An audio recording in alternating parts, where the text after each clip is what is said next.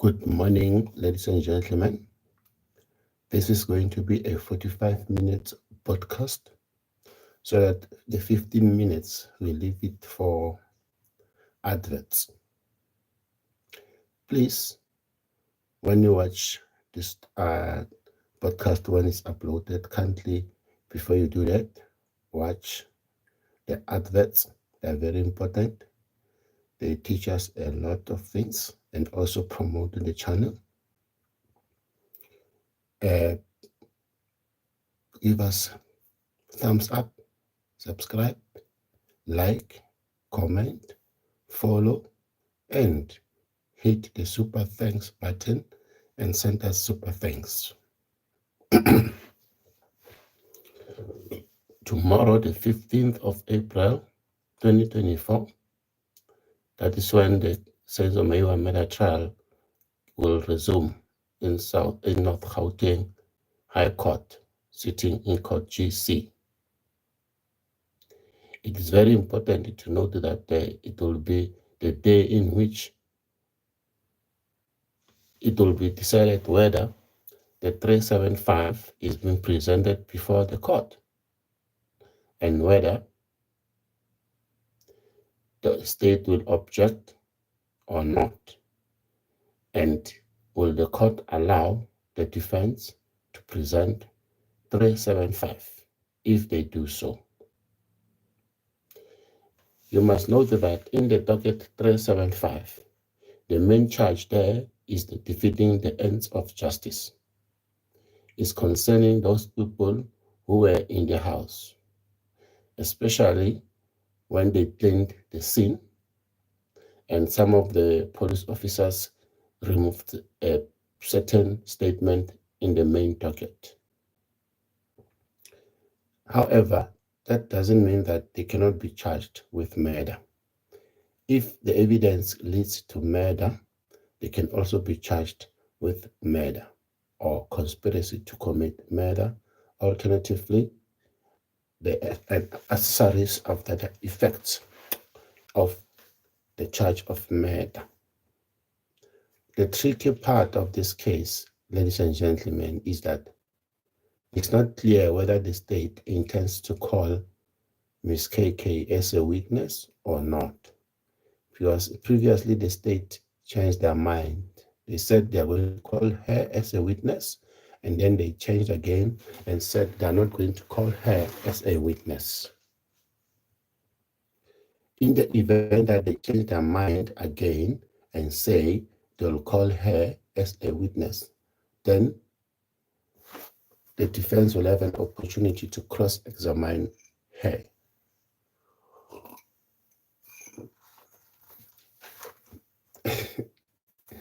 It's a coffee, ladies and gentlemen. And anyway, this is the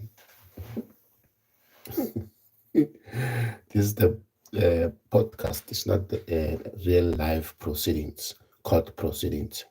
It's podcast. We must note that should the state call Ms. KK as a witness, then the Honorable Court will be able to make a determination at the end of the case whether to find the credibility of Ms. KK.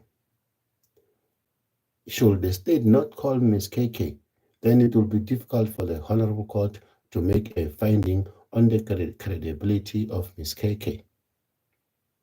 Alternatively, the court may order that she be called as the court witness. Then, in the event that the court also doesn't call her as a court witness, the last resort, it will be the defense to call her as a witness. But this is going to be a tricky one, because if the defense want to close their case and apply for 174, then the court doesn't grant 174.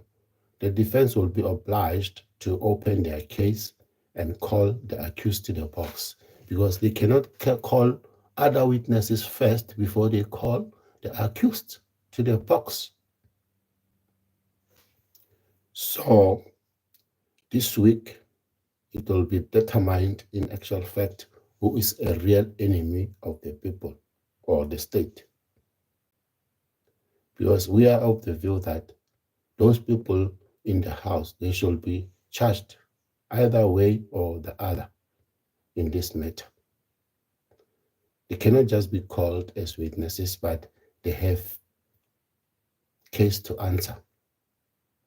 On the prima facie evidence already led in 636, especially Ms. KK has got a case to answer.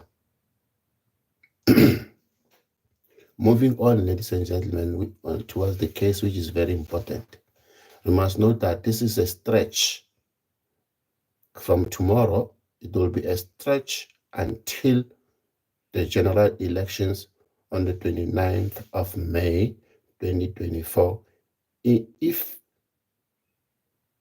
the IEC doesn't apply for postponement of the elections and the president doesn't sign a declaration that the elections must be postponed.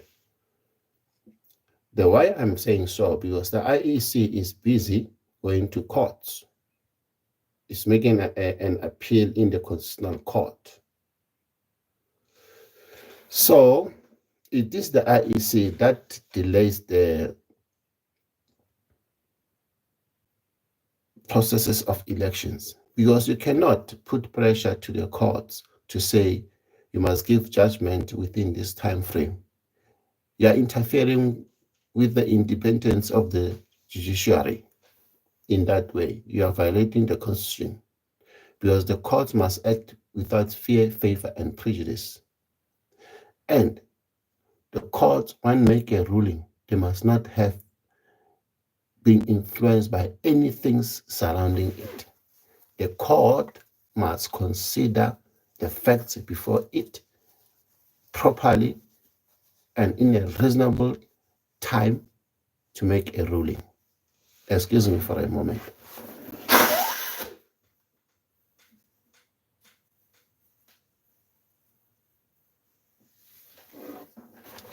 I apologize for that. This is the time of the year whereby flu wants to come in. And what I'm trying to say here, ladies and gentlemen, is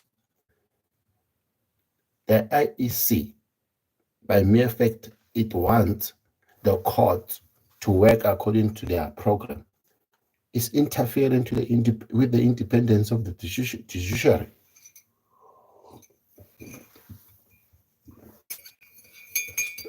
If someone argued that the judiciary is independent from any influence,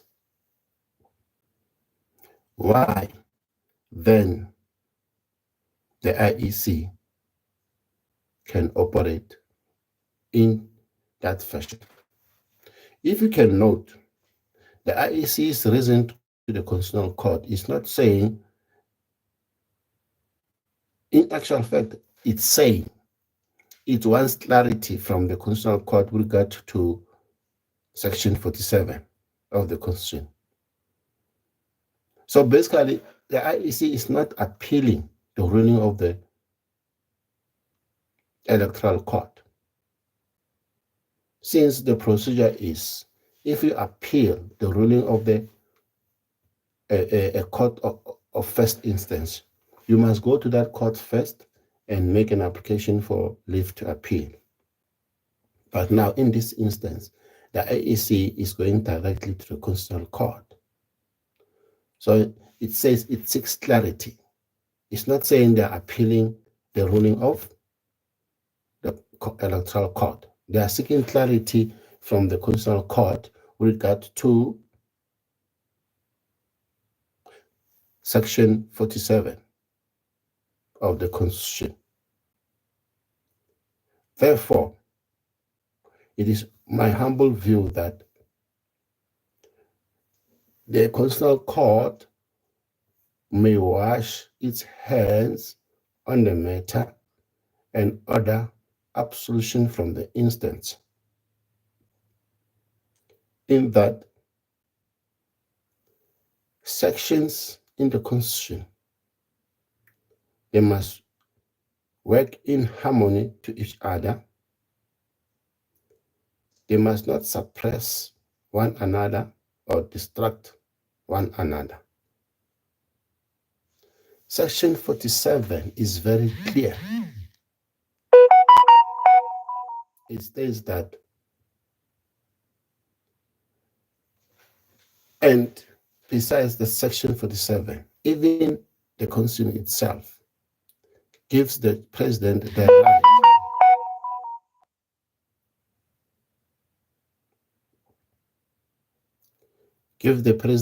right to remit sentences.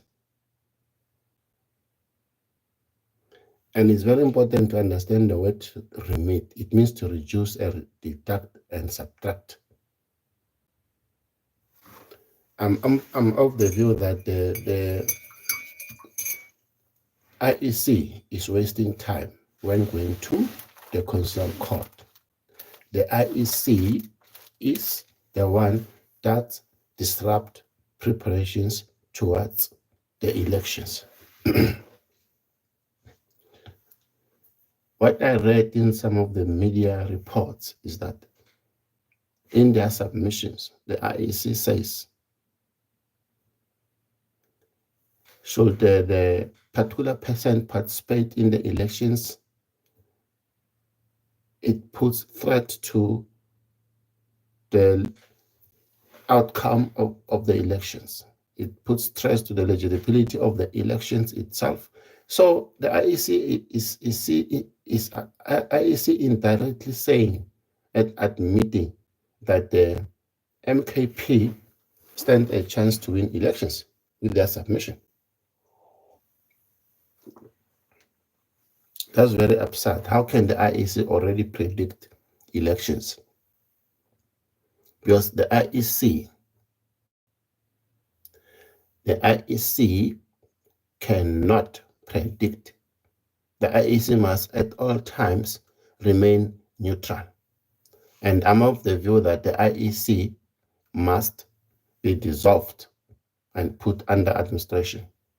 Maybe the judiciary run elections, because it seems as if now they are getting involved in these elections. Hi, Lesedi Mokwena. What can we expect tomorrow in the sense of Mayweather trial? Let me answer you, because I was still making introduction remarks. It is in the hands of the defense which direction the matter will take tomorrow. More especially, whether they are going to make an application, they are going to present docket 375 to the state witnesses. I don't think it is the right time for the defense to call an expert.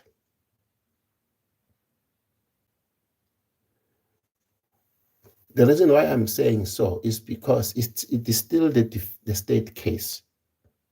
It is still the state case. However, in the event that the state closes its case, then it will be an opportunity for the defense to call their expert to counteract the evidence of the expert of the state. Sorry for that, but one thing for sure, the defense will try to either bring docket 375 into the picture by cross-examining state witnesses on it and putting the version of docket 375 to the state witnesses. Alternatively, in the event that the state closes its case, then the defense will call witnesses that will deal with docket 375. In any way, it is in the hands of the defense teams and the state in which direction the matter must proceed. It's very early now for the court to make a ruling on a final judgment on confessions, because I'm not sure if the state have completed evidence. The state has not yet closed its case, and the defense has not yet presented its case. In any way, in the event that the state closes its case, I bet the first move by the defense is to apply 174. a discharge in terms of Section 174 because the state case is riddled with contradictions and confusion. Thank you. Yes, ladies and gentlemen, kindly send us super thanks. Super thanks, ladies and gentlemen. And I was still on the issue of the IEC going to the Constitutional Court. It seems as if the IEC now is getting involved in the politics of the day. The IEC is trying to be the participant in the elections. It is not the IEC that must go and seek clarity in terms of Section 47. It is other political parties, if they feel that the manner in which the Electoral Court dealt with the matter of J.G. Zuma was not right. And they will be prejudiced in the event that J.G. Zuma participate in the elections and his face appears on the ballot or as the face of MKP. A reasonable court will throw the IEC case out of the court, and it will inform the IEC, what are you really trying to do? Do you want to appeal the judgment of the Electoral Court or not? What do you want to do? If you want to appeal the judgment of the Electoral Court, you must go back to the same court of appeal and make an application for leave to appeal. Here, you cannot say you're appealing directly to the Constitutional Court. You are not appealing here. You want clarity with regard to Section 47 of the Constitution. It's not an appeal. So it means that the order of the Electoral Court stands. And if you want clarity on the issue of the Section 47, then let's deal with that clarity. Don't tell us you are appealing. You want clarity? Let's deal with the issue of clarity on Section 47.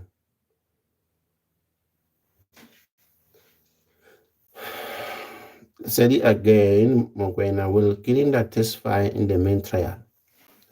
Yeah, you see that one. A reasonable prosecutor will call Kininda and Miss KK, including Mama Kumalo, to come and testify in the main trial. And I'm of the view that indeed Kininda will come and testify.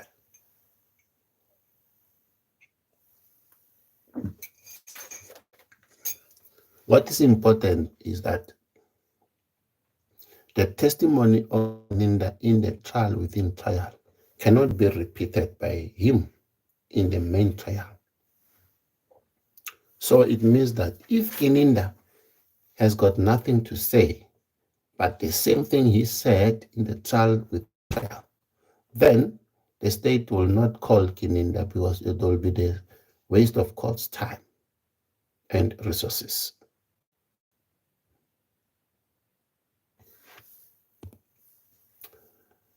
In the normal circumstances, he is the leading investigating officer, and in actual fact, the state should have, when they opened their case, when they started the matter, they should have called him first as the state witness. That's the reason why me and Tefo were arguing that the state should have called Kininda first as the state witness, and after they called Kininda, then we go to trial within trial. Because as it stands now, the game that states had played here is confusing the defense and the honorable court. Because now some of the witnesses had already testified before the trial within trial could begin. It was very important that the state, when they started the trial, they called Keninda first. And from the testimony of Keninda, we were going to have a direction whether we are going to immediate trial within trial or not. But now what the state did, called Keninda in the middle of trial within trial, which is a very, very tactical move. And we know very well that the state is dominantis litis, has the right to decide which direction the matter takes, but at the same time, the state cannot abuse its right. When someone exercises their right, they must remember they have the duty as well to respect the rights of others. I have a flowing nose because of this weather, and time and again, I'll ask to be excused, ladies and gentlemen.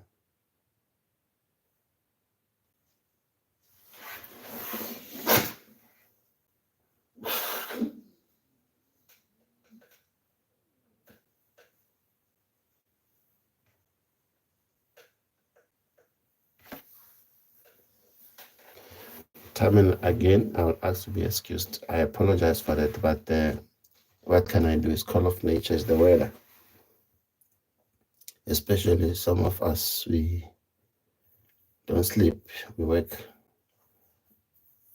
we sleep way late in the hours of the night because if someone doesn't work, we'll have nothing to put on the table as a private legal practitioner. We don't have a salary. You understand? I hope, Lesedi Mukwena, I did answer your questions. Yes, anyone else who have questions may post their questions. And please don't forget to give us the thumbs up and send us super thanks. We need to grow the channel. This is not one person's channel, it's our channel. We must come here to help each other and advise each other where we can. If you have noticed that in the matter of the national speaker, they already gave her copies of the docket and the list of witnesses. It means that the state has wrapped up investigations in that case. I think she got some special treatment in the sense that the former national speaker received copies of the docket and the list of witnesses posterior. Posterior means out of the court. Normally, when the state has finished the investigations, there will be a pre-trial hearing before a honorable court, and all these issues will be ironed out, and the list of witnesses of the state will be given to the defense. However, the ex-national speaker managed to get all those things out of court. And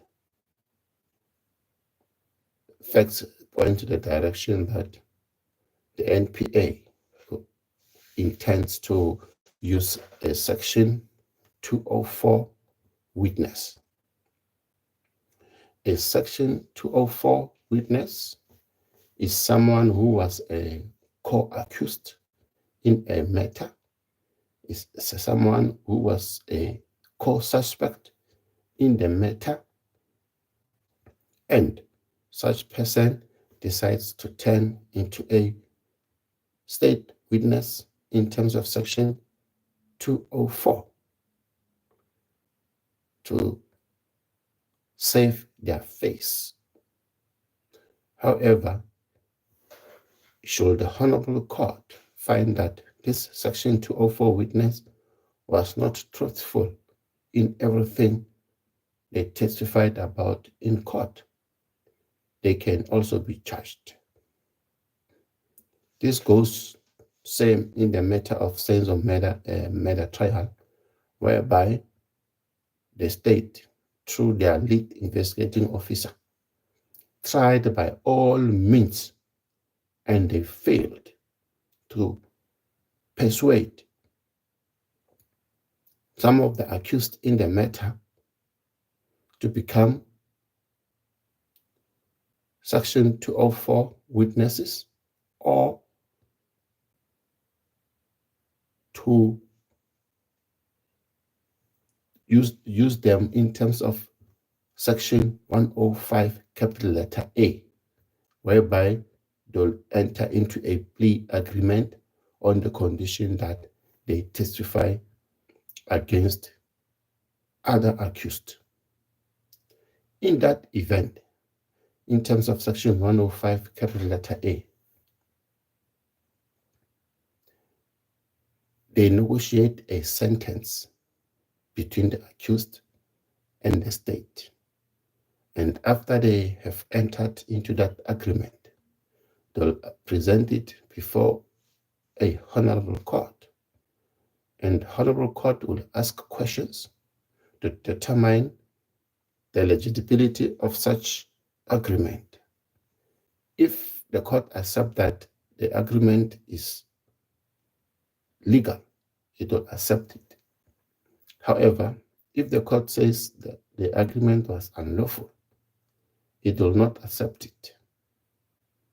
And the accused will then face a trial before a different honorable court. However, it is very important to note that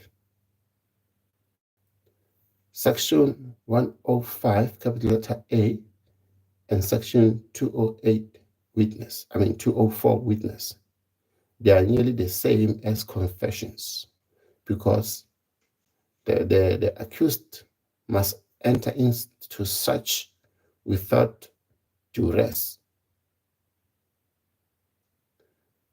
in sober senses, and voluntarily. If it can be found that the accused was coerced to enter into such arrangements, then the court will not accept them. Just like the confessions.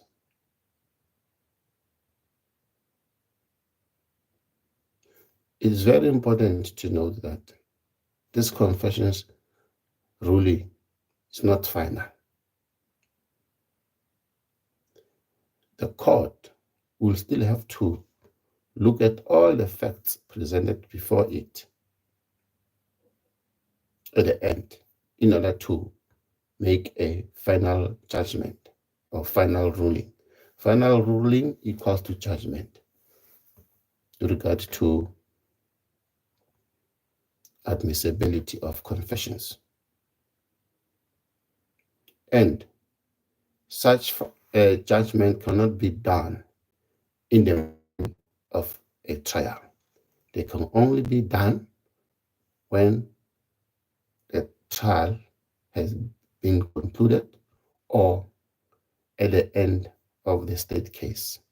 We don't know when will be the end of the state case because the prosecution plays their cards on their chests. Let me look at Teboho Itsike. Morning, Teboho. I'm not an advocate. I'm an attorney.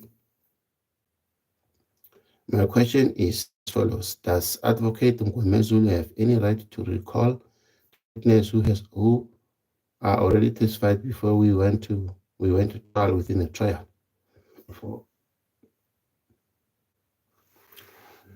Yes, in actual fact, is what he was supposed to have done when he entered into the matter.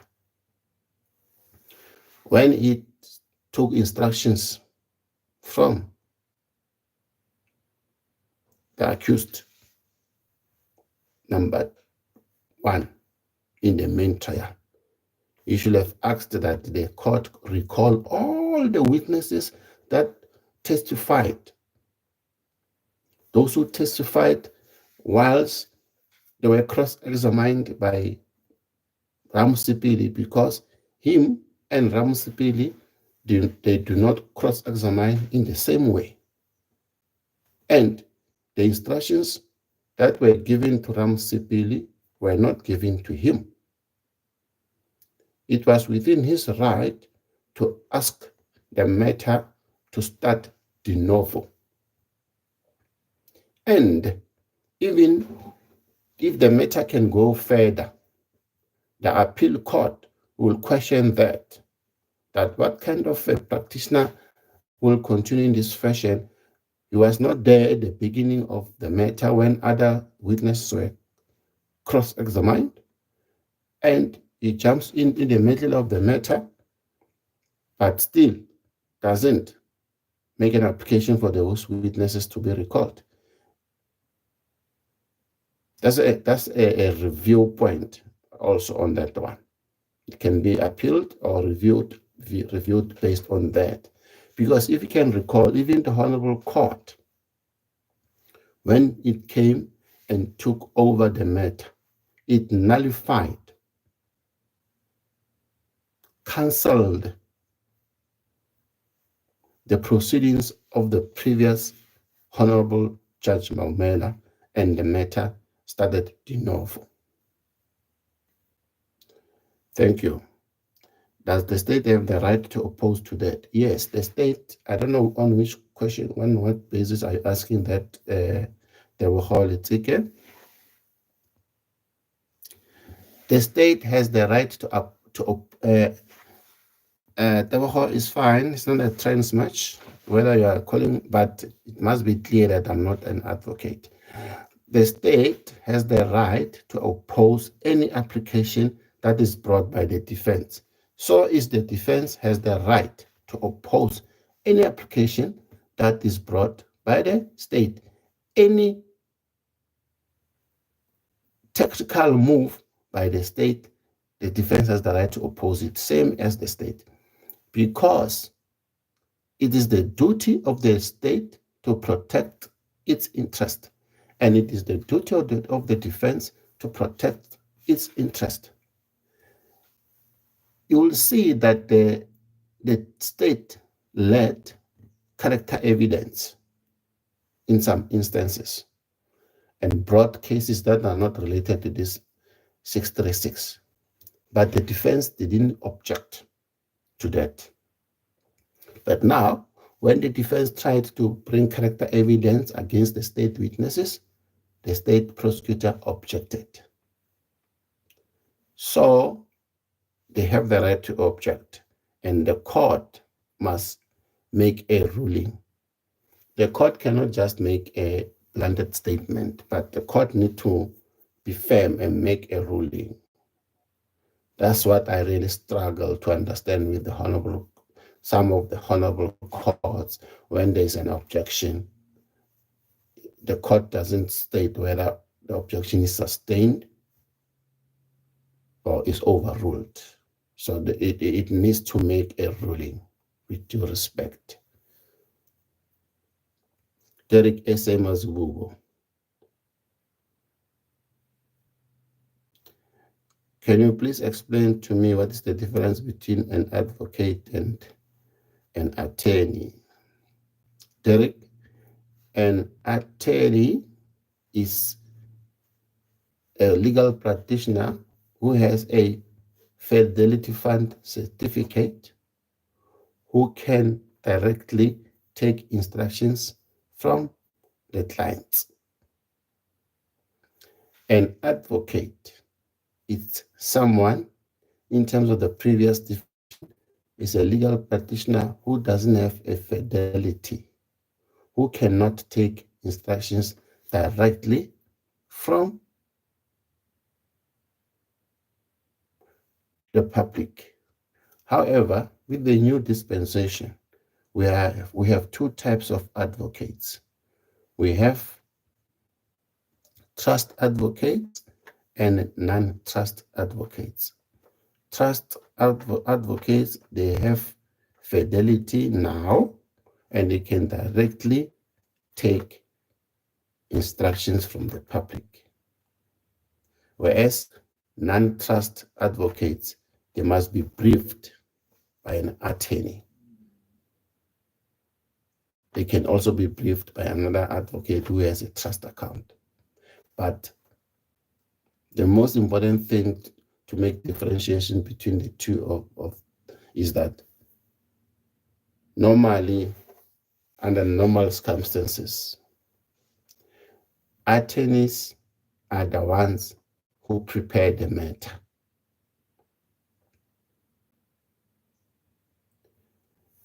Attorneys, they are like secretaries to the advocates. Attorneys prepare the matter and give the advocate the brief on what to do on the matter. But now, with the new dispensation, advocates and attorneys, they can compete for matters as long as the advocate has a trust account. In practice, on the face of it, advocates are regarded as seniors to attorneys. To be honest with you, with regard to Mgwamezulu, I'm not even certain, even now, whether he is an advocate or he is an attorney. If he's an advocate, whether he's an advocate with a trust account or not. Because there are those attorneys like me who has the right of appearance in the High Court. Thank you. I think I did answer you, Derek. Yes, ladies and gentlemen, I don't see super thanks. I want to see super thanks, please. We must grow the channel, and I want to see likes. If you subscribe and you join the channel, you can pay as little as 20 Rand, because in future, I'll only post vlog to members of the channel. I'll make vlogs and post them in privately to only members of the channel. And furthermore, it is very important for us to watch adverts when this podcast is being uploaded on the network. Kindly watch the adverts. They are very important. Some of them, they teach us other things, and as well, they promote the channel.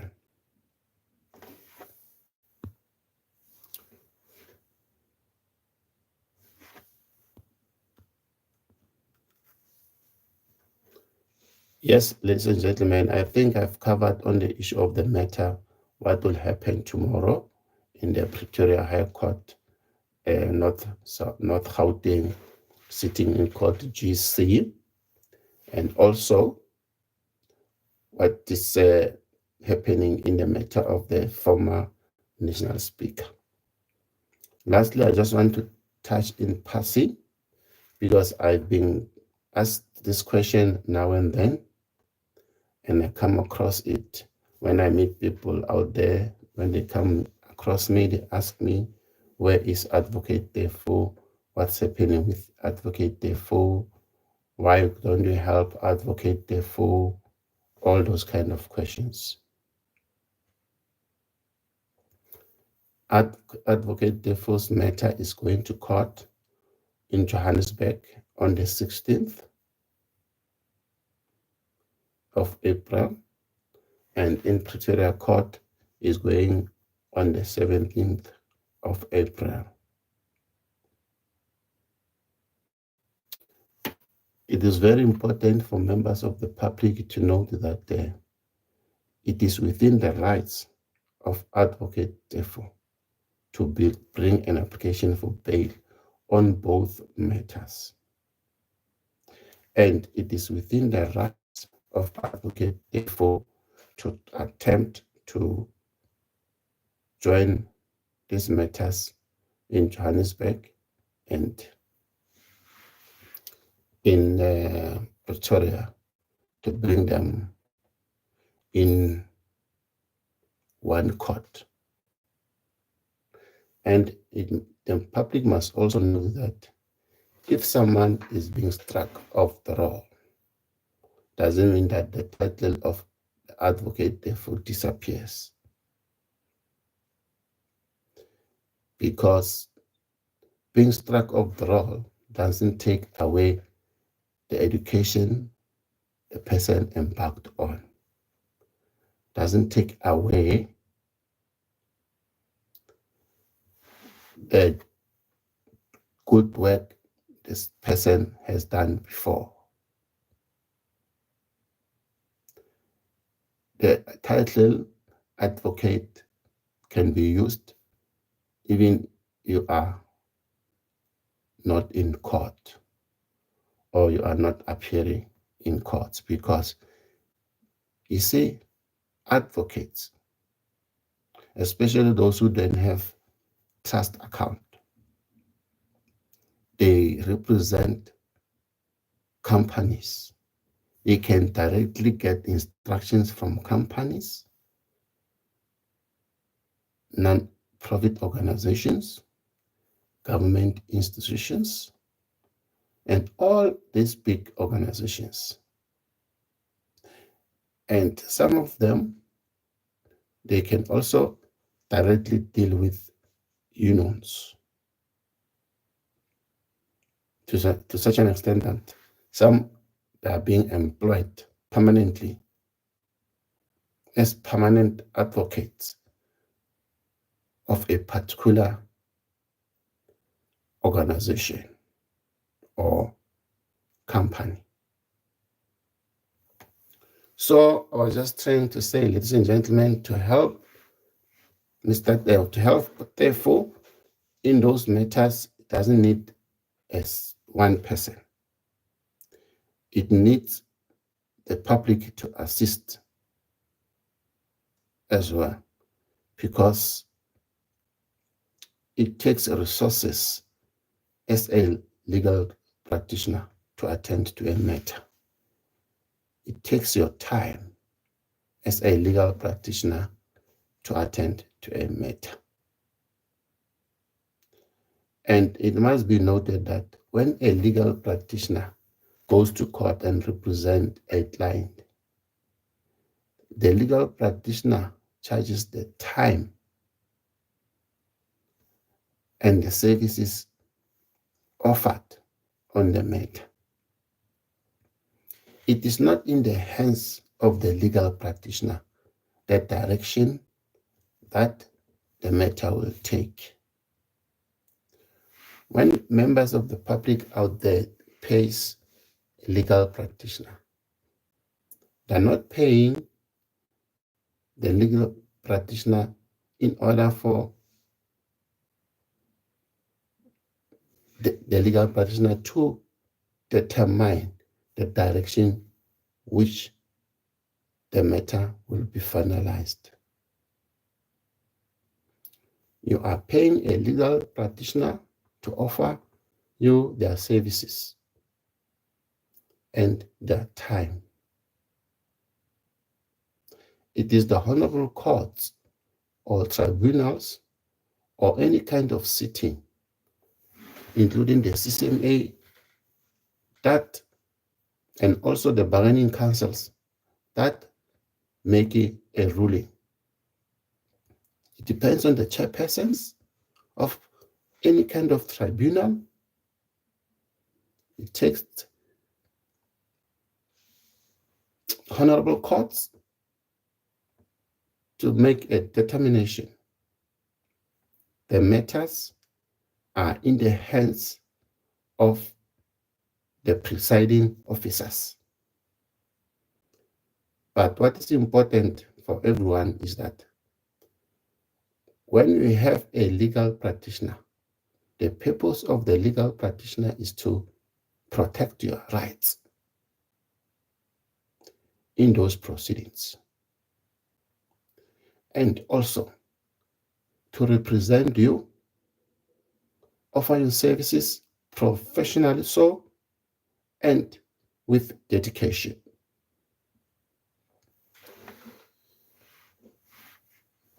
It's an indictment on the legal practitioner when appearing on a matter to do their all-level best to defend their clients, protect their rights. Whether that legal practitioner has been paid or not, as long as that legal practitioner agrees to appear in a matter, even though was not paid, or there is a gentleman's agreement, it is the duty of that legal practitioner to protect the interest of the client. But most important thing, ladies and gentlemen, something which we must also know, and we be streetwise. Do not take an angry or hungry legal practitioner to court. Let me check questions if there are any more questions.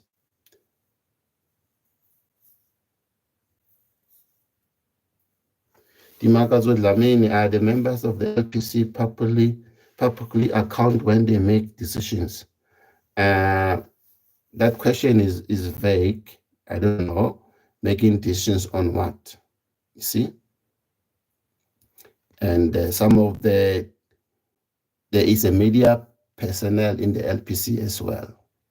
So sometimes they go to the media, but as I'm saying, your question is vague. You see, as a legal practitioner, sometimes you must avoid making conclusions or giving an opinion or advice without having full facts of the matter. Like now, your question is very vague. I don't know on what basis are you saying the members of LPC publicly account when they make decisions. What do you mean by that? Clarify that.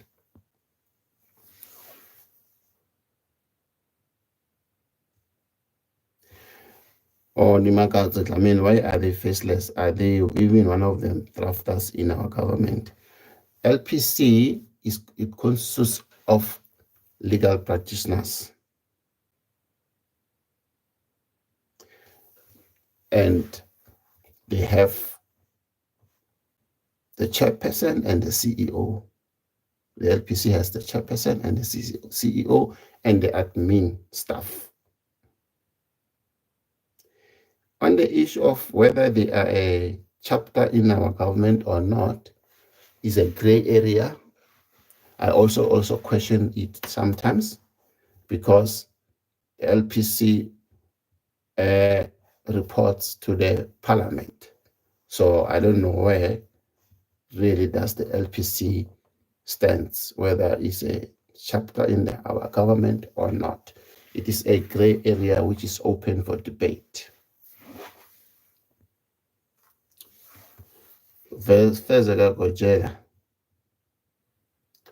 Yes, I'm not I'm not advocate, I'm an attorney. Now I'm getting lost. Advocate for serious. Don't you know which is which in gay rights Zach or Zinkwa Abateni? With regard to that, I did explain to everyone that it is upon him.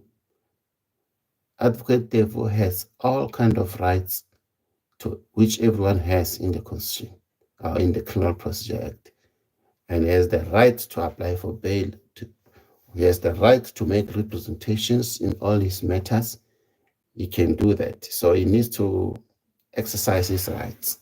And I'm not saying we cannot help him or I cannot help him. I can help him, but I cannot help him alone because it requires resources in the form of finances to do that.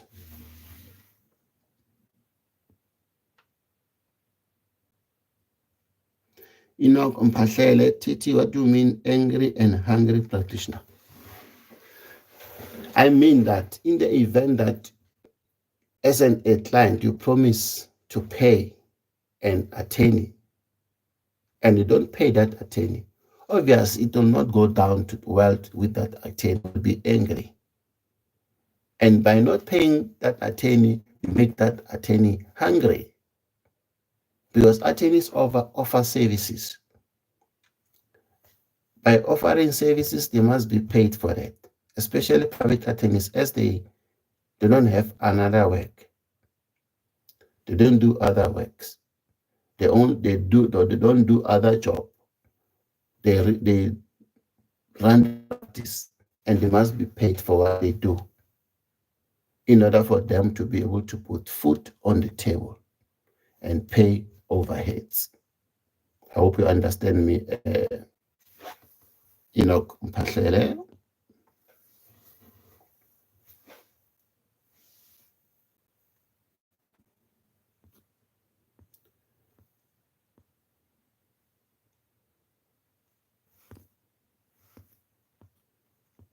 I'm just trying to check if I've answered everyone's question before we wrap up.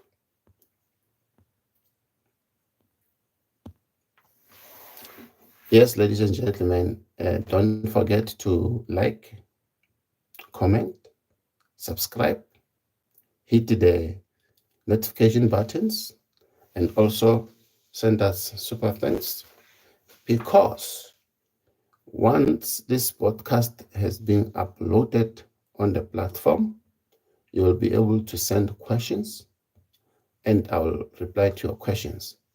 So you can join to be a member of the podcast to grow the channel. You can pay less than 20 Rand per month. And in future, our vlogs will only be sent to members of the channel. Yeah, I see you struggled on writing that one. What does the judge base his ruling upon when he make a judgment? Example, does he look on evidence or the merits of the case? That's a good question. The judge look at the evidence and the merits and looks at every thing that is led before the Honorable Court. And also the Honorable Court will look at the demeanor of the witnesses, the character of witnesses, how the witnesses present themselves before the Honorable Court. That's why sometimes you'll hear the legal practitioners say to their witnesses, when you answer, kindly answer to the Honorable Court. Look at the Honorable Court, not the defense. So the Honorable Court, when make a final ruling with regard to the confessions, it will need to encompass the whole evidence led in this matter up to so far, especially the evidence of the state. As I did say it before, it is unfortunate that trial within trial was led after certain witnesses had testified. It was very important for the state to start with the Geninda, and in the event that we go to trial within trial, then it will be a good idea because no one should have testified before him. So, however, it was a tactic applied by the state, and we'll wait and see. At the end of the state case, should the defense apply for 174? In the event that the defense applies for 174 and the court gives a final ruling on confessions, you must know that the application in terms of 174 will succeed for the defense. What I mean is that when the defense presents such application, the state will object to the application. When the state objects, the honorable court will make a ruling. And when the court makes a ruling, definitely in the event that such application will be in favor of the defense, then the court will be bound to make also a ruling, a final ruling on confessions. I hope you understand me, ladies and gentlemen. Let me repeat it again. I'm saying, in the event that the defense applies for 174 and the state objects, after the state made an objection, it is in the hands of the court now to make a judgment on the application of 174. However, I'm saying a caveat is that in the event that the honorable court will make a judgment in favor of the defense with regard to 174, then it will be upon the honorable court to make a final ruling or judgment on confessions. Because after making that final ruling on confessions, then it will go to judgment on 174, which will obviously be in favor of the defense. However, if the honorable court will make a judgment which is not in favor of the defense with regard to 174, you'll hear from the onset when the honorable court is making a ruling. Then the honorable court will not make a ruling or final judgment on confessions. I hope it makes sense. Dimakatso, Dlamini.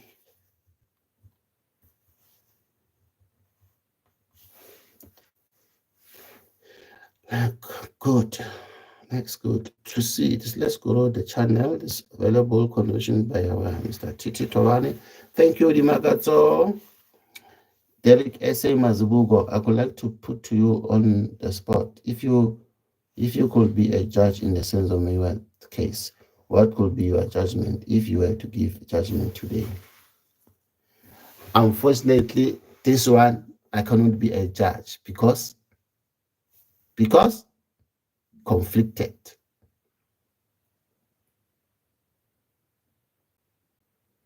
I am conflicted. I am conflicted because I was once the defense team on the previous hearing. And if I become the judge today, obvious, the judgment will be obvious. So I cannot. Derek S.A. Mazubugo, I hope you understand me. I'm not funny, but I'm trying to be honest to you. I cannot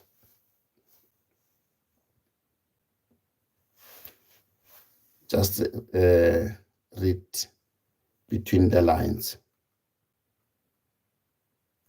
Yes, Nimakazo Dlamini, I understand. Thank you so much for understanding, because I was the previous attorney in the previous hearing, and I will just have to recuse myself. Thank you, Derek. Just like in the matter of IEC, it is indeed correct that the Chief Justice will have to excuse himself on the matter because it involves a particular person. it's normal that a presiding officer recuses themselves from a particular matter based on certain reasons. For example, if you could recall, in the State Capture Commission, the presiding chairperson did say that him and J.G. Zuma knew each other from tender ages. And the matter will be before the Concord because of the previous ruling of the State Capture Commission, which was chaired by Honorable Chief Justice. And this is not personal. In his official capacity, based on those facts, he will have to recuse himself. Even though the purpose of the IEC going to the Honorable Constitutional Court, is to seek clarity in terms of Section 47, which is shocking upon me. So basically, they're not appealing the ruling of the Electoral Court. If they're not appealing the ruling of the Electoral Court, therefore, it means that the ruling of the Honorable Court, Electoral Court, will stand. The only thing they need from the Concord is clarity. I thank you.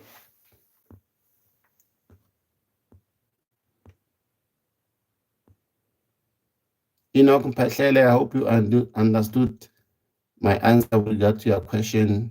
What do you mean angry and hungry practitioner?